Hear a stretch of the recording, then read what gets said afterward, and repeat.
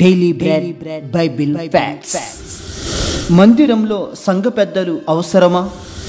సంఘ పెద్దలకు ఉండవలసిన అర్హతలు ఏమిటి? సంఘ పెద్దల యొక్క విధులు ఏమిటి? డీకన్లు అని ఎవరిని అంటారు? ఆదిమ అపోస్తలులు డీకన్లను ఎందుకు నియమించారు అనే విషయాలు ఈ వీడియో ద్వారా పూర్తిగా తెలుసుకుందాం. ముందుగా డీకన్లు ఎవరో తెలుసుకుందాం. అపోస్తల కార్యములు 6వ అధ్యాయము 2వ వచనం. అప్పుడు 12 అపోస్తలులు తమ యొద్దకు శిష్యుల సమూహమును పిలిచి, మేము దేవుని వాక్యము బోధించుట మాని ఆహారము పంచిపెట్టుట అనగా బల్లల యొద్ద పరిచర్య చేయుట యుక్తము కాదు. ఈ లేఖనాన్ని మనం పరిశీలించినట్లయితే యేసుక్రీస్తు గారు ఆరోహణం అయ్యాక క్రొత్తగా నియమించిన మత్తీయ అనే శిష్యుడితో పాటు మొత్తం 12 మంది శిష్యులు సువార్తను ముమ్మరం చేస్తూ అనేక మందిని క్రీస్తు విశ్వాసంలోనికి నడిపిస్తున్నారు. అటువంటి సమయంలో 12 మంది శిష్యులు వాక్య పరిచర్య మీదనే దృష్టి పెట్టారు కానీ ఇతర పరిచర్యలలో అంతగా ప్రభావం చూపలేదు. అందుకు విధవరాండ్రులు ఇతరులు ఈ విషయమై కొంత అసహనానికి లోనయ్యారు. అప్పుడు 12 మంది శిష్యులు ఈ సమస్యను గుర్తించి మిగిలిన శిష్యులను పిలిపించి వారితో ఈ విధంగా అంటారు, మేము దేవుని వాక్యం బోధించటం మాని వచ్చిన విధవరాండ్రకు ఇతరులకు భోజనాలు వడ్డించడం మాకు యుక్తము కాదు. మేము వాక్యం బోధించటలోనే నిమగ్నమవ్వాలి.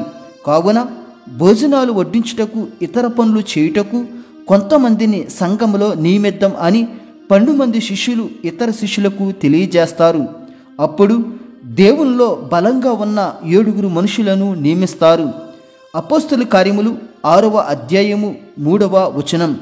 కాబట్టి సహోదరులారా, ఆత్మతోనూ జ్ఞానముతోనూ నిండుకొని మంచి పేరు పొందిన 7 మనుషులను మీలో ఏర్పరచుకునుడి. మేము వారిని ఈ పనికి నియమింతుము. ఈ లేఖనం ప్రకారం ఆత్మతో జ్ఞానంతో నింపబడిన మంచి పేరు కలిగిన 7 మనుషులను సంఘ పరిచర్య నిమిత్తం ఏర్పాటు చేద్దాం అని నిర్ణయం తీసుకున్నారు. ఆ 7 ఎవరంటే స్తెఫను, ఫిలిప్పు, ప్రొకొరు, నీకానోరు, తీమోను, పర్మెనాసు, నికోలాసు. ఈ 7 12 మంది అపోస్తలుల ఎదుట నిలవబెట్టి వారి మీద చేతులుంచి ప్రార్థన చేసి నియమించిరి. ఈ నియమింపబడిన 7 డీకన్లు అంటారు. డీకన్ అనే పదం గ్రీకు పదమైన డయోకోనిన్ అనే పదం నుంచి వచ్చింది. దీనికి అర్థం మరొకరికి సేవ చేసేవాడు అని అర్థం, లేదా అటెండెంట్ లేదా వెయిటర్ అని అర్థం. మీకు ఇంకా అర్థం అయ్యేలా చెప్పాలి అంటే దైవజనులు వాక్య పరిచర్య కోసమైతే సంఘంలో ఇతరులకు సేవ చేయుటకు డీకన్లు నియమించబడ్డారు. ఇలా డీకన్లను నియమించడం మొట్టమొదటిగా యెరూషలేము మందిరంలో 7 మనుషులను నియమించడం ద్వారా జరిగింది. వీరు రోజువారీ ఆహార పంపిణీలో పనిచేయడానికి నియమించబడ్డారు. అందుకే డీకన్లు అంటే సంఘంలో అధికారిక హోదాలో ఇతరులకు సేవ చేసేవారు అని అర్థం, అనగా పరిచారకులు అని అర్థం. అలాగే డీకన్ల యొక్క అర్హతలు ఏమిటో ఇప్పుడు తెలుసుకుందాం. 1 తిమోతి 3వ అధ్యాయము 8 నుంచి 13 వచనాల ప్రకారం డీకన్లు గౌరవానికి అర్హులు, నిజాయితీ పరులుగా ఉండాలి, మద్యపానం సేవించకూడదు, అవినీతి చేయకూడదు, లోతైన వాక్యాలు తెలుసుకోవాలి, భార్యకు నమ్మకంగా ఉండాలి, పిల్లల్ని ఇంటివారిని బాగుగా చూసుకోవాలి. ఒకవేళ స్త్రీలు డీకన్లుగా నియమించబడితే వీరు గౌరవానికి అర్హులు. దుర్మార్గపు మాటలు మాట్లాడకూడదు, ప్రతి విషయంలో నిగ్రహంగా ఉండాలి మరియు నమ్మకంగా ఉండాలి. ఈ విధంగా డీకన్లు ఈ అర్హతలు కలిగి ఉంటూ సంఘంలో పరిచారకులుగా ఉంటూ సంఘ సభ్యులకు సహాయం చేస్తూ ఉండాలి. ఇప్పుడు సంఘ పెద్దల గురించి తెలుసుకుందాం. సంఘంలో పెద్దలను నియమించడం అనేది సంఘ పరిపాలన మరియు నాయకత్వ లక్షణాలను సూచిస్తుంది. దీని ద్వారా సంఘాభివృద్ధి మరియు ఆరోగ్యకరమైన వాతావరణాన్ని సంఘంలో పొందుకోవచ్చు. సంఘ పెద్దలను పర్యవేక్షకులు అని అంటారు. కానీ సంఘంలో దైవజనుడు పెద్దల కంటే ఎక్కువ బాధ్యతలు మరియు ఎక్కువ ప్రభావం కలిగిన వ్యక్తి. అంటే దైవజనుడి తర్వాతే సంఘ పెద్దలు. పెద్ద అనేది ఒక బిరుదు మాత్రమే.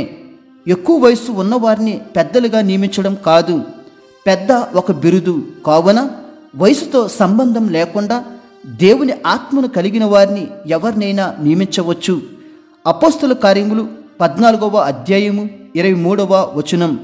మరియు ప్రతి సంఘములో వారికి పెద్దలను ఏర్పరిచి ఉపవాసం ఉండి ప్రార్థన చేసి వారు నమ్మిన ప్రభువునకు వారిని అప్పగించిరి. ఈ లేఖనంలో పౌలు బర్నబాలు ప్రతి సంఘంలో పెద్దలను నియమించారు. వారు ఉపవాసం ఉండి ప్రార్థన చేసి దేవునికి మరియు సంఘానికి పెద్దలను అప్పగించారు. అంటే ఆదిమ అపోస్తులులే సంఘ పెద్దలను అప్పట్లో నియమించడం జరిగింది. అలాగే యెరూషలేములో కూడా సంఘ పెద్దలు ఉన్నట్టు ప్రస్తావించబడింది. అపోస్తల కార్యములు 16వ అధ్యాయము 4వ వచనం. వారు ఆయా పట్టణముల ద్వారా వెళ్ళుచు యెరూషలేములోనున్న అపోస్తులను పెద్దలను నిర్ణయించిన విధులను గైకొంటకు వాటిని వారికి అప్పగించిరి. ఈ లేఖనం ప్రకారం యెరూషలేములో కూడా పెద్దలు ఉన్నట్టు మనకు వ్రాయబడింది. అనేక మందిని విశ్వాసంలో నడిపించడానికి పెద్దలకు బాధ్యతలు అప్పగించేవారు. ఈ విధంగా ఆదిమ అపోస్తులు నెలకొల్పిన ప్రతి సంఘంలో పెద్దలను నియమించేవారు. అలాగే యెరూషలేములో కూడా పెద్దలను నియమించారు. ఇప్పుడు సంఘ పెద్దలకు ఉండవలసిన లక్షణాలు ఏమిటో తెలుసుకుందాం. 1 తిమోతి 3వ అధ్యాయము 1 నుంచి 7 వచనాల ప్రకారం సంఘ పెద్దలైనా కావచ్చు, దైవజనులైనా కావచ్చు, బిషప్లైనా కావచ్చు ఎలా ఉండాలో వ్రాయబడింది.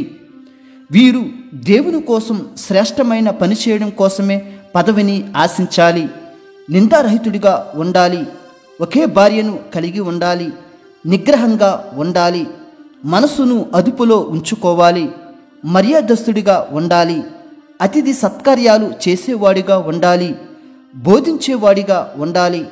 మద్యపానం సేవించకూడదు. ఇతరులను కొట్టకూడదు. క్షమించే గుణం ఉండాలి. జగడాలు ఆడకూడదు.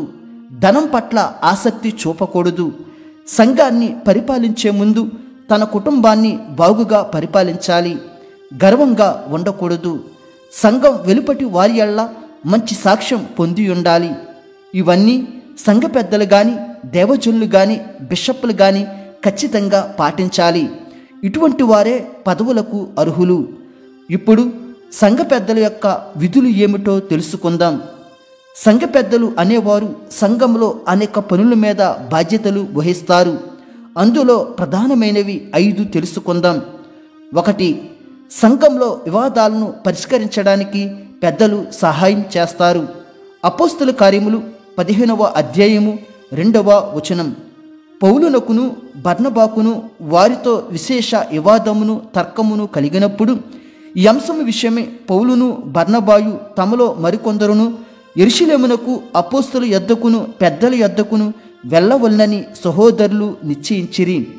ఈ లేఖన సారాంశం ఏమిటంటే, కొంతమంది యూదులు యోధియ ప్రాంతం నుండి సిరియాలోని అంతియోకియ ప్రాంతానికి వచ్చి క్రైస్తవులుగా మారిన వారితో సున్నతి పొందితేనే గాని రక్షణ లేదని బోధించారు.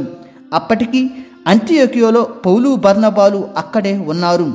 అప్పుడు పౌలు బర్నబాలకు సున్నతి గురించి బోధించే వారితో వివాదం ఏర్పడింది.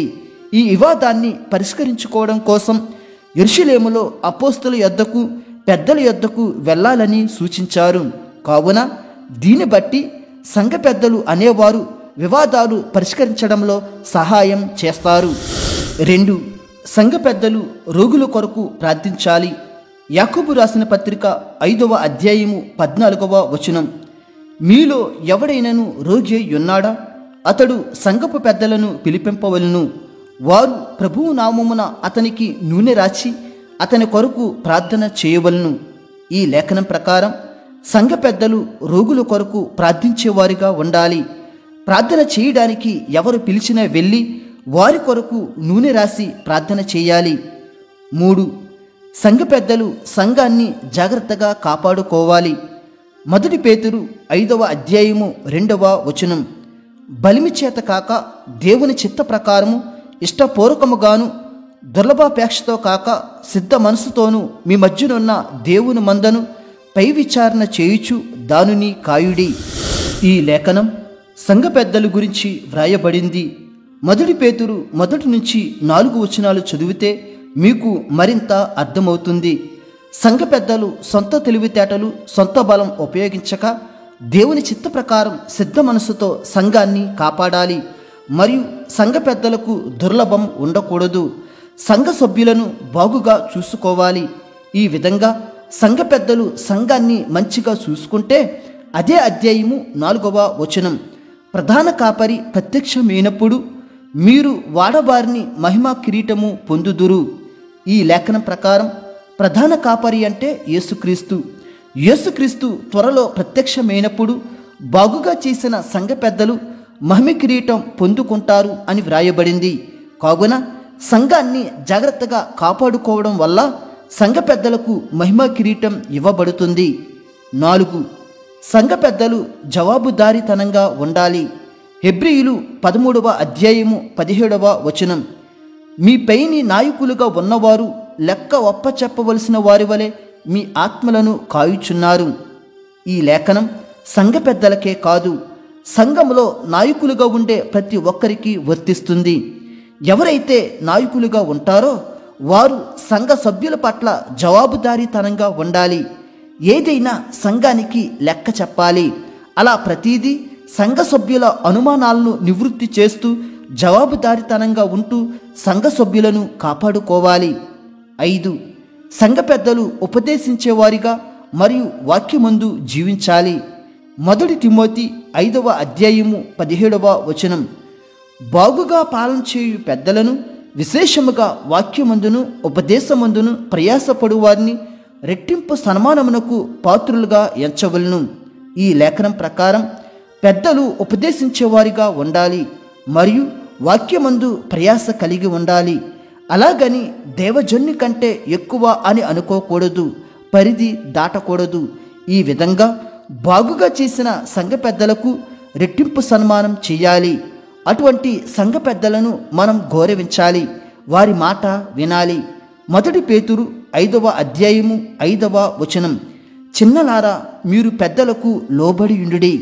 ఈ లేఖనం ప్రకారం పెద్దలకు సంఘ సభ్యులు లోబడి ఉండాలి, వారిని గౌరవించాలి, వారి మాట వినాలి.